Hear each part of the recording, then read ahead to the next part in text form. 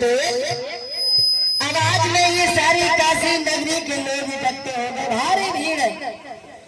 और महाराज उस भीड़ में से एक पंडित निकला, बोला हमें एक नौकरानी की आवश्यकता। बताओ महाराज, इस नौकरानी की यानी की जो स्त्री है तुम्हारे साथ में, इसकी क्या कीमत है? कम ज्यादा हो जाए महाराज? कोई ना, कोई ना। अरे 15 कर लो।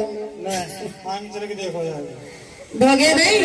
अरे महाराज तो 58 तो कम करोगे? कोई ना, कोई ना। उन्होंने कहा तो इस बालक की क्या कीमत है और इस पुरुष की क्या कीमत है? दोनों की एक ही कीमत है। और ये बालक तो इतना छोटा से उन्होंने कहा हल्की हो जाए भारी 20 रुपया।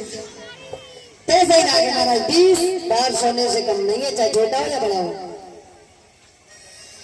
आज उन पंडित ने महारानी तारा को खरीद लिया। पुत्र रोहितास कहने लगा, माँ मैं तुम्हारे बिना नहीं रह सकता, मुझे भी अपने साथ में ले चलो ना।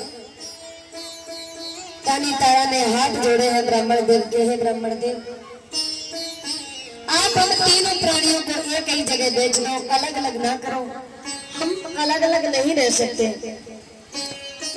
अंत में पुत्र रोहितास को भी खरीद लिया गया। अब महाराज हरिश्चंद्र बचाए सो एक कालू नाम का मेहतर आया, भारी भीड़ लग दी। अरे यहाँ पे क्या हो रहा है? बोले महाराज यहाँ पे मोल हो रहा है। मोल किस किस का हो रहा है महाराज? हो महाराज, हमें एक नौकर की आवश्यकता है। तुम्हारा ये नौकर ठीक ठाक है, अट्टा कट्टा भी ये काम कर लेगा। तो इससे पूछो ये सारी काशी की गलियां साफ करके मरघट में पैरा दे लेगा? एकदम से कहा, बड़ा ही कर्मठ है, कर्मवीर है, आप चिंता न करें, सारा काम करेगा। आज कालू मेहतर ने 20 बार सोना दे करके हरिश्चंद्र को खरीद लिया। बोलिए गोविंद भगवान की। ये सारी कथाएं तो सबने सुनी है महाराज। अब अपने मुद्दे पे आते हैं। कहना यह है, आज श्री सुखदेव जी से प्रश्न कर दिया परीक्षा जी ने। ये बताइए महाराज, रानी को तो पंडितानी खरीद ले गई, पंडित खरीद ले गए, लेकिन क्या काशी में कोई ऐसा बनिया या कोई और पंडित या कोई और उच्च कोटि का नहीं था? क्या किसी पे इतना धन नहीं पूजा जो हरिश्चंद्र को भी खरीद लेते? क्या एक बेहतर ही बता?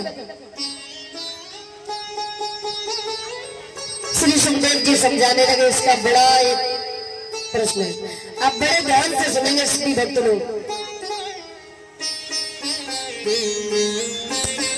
कहा कि हम इसकी आपको छोटी सी पीछे कहानी सुना के चल रहे 2 मिनट में।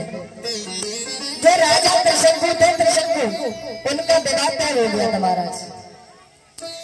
बारात लेकर के पहुंचे, जिस लड़की से शादी होने के लिए जा रही थी महाराज, बारात तैयार थी।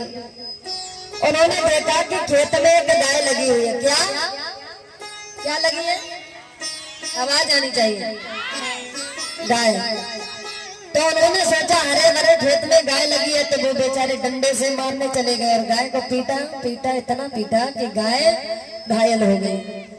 उन्होंने कहा, तुमने हमें खाने खाते समय मारा है, यानी कि मैं तुम्हें श्राप देती हूँ। तुमने हमें भोजन करते मारा है ना, मैं भी तुम्हें श्राप देती हूँ। जिस लड़की से तुम्हारी शादी होने के लिए जा रही है, उसके हाथ का भोजन खाते ही तुम गधा बन जाओगे। बोलिए गोविंद भगवान की। आज तो राजा त्रिशंकु बड़े दुखी हुए, क्षमा याचना मांगी, माता मुझे बता दे कि मेरी मुक्ति कैसे होगी, मैं गधा ही रहूंगा क्या? मुझे मां मेरे श्राप को कम कर दे। गाय ने कहा, अगर तुम ज्यादा ही बिलख रहे हो तो सुनो, अगर कोई पतिव्रता स्त्री तुम्हारे ऊपर 1 लोटा जल डाल देगी, तुम पुनः से मनुष्य रूप में आ जाओगे। बोलिए गोविंद भगवान की। और महाराज उसी लड़की के यहाँ बारात लेकर के पहुंचे जहाँ उनकी शादी रची थी।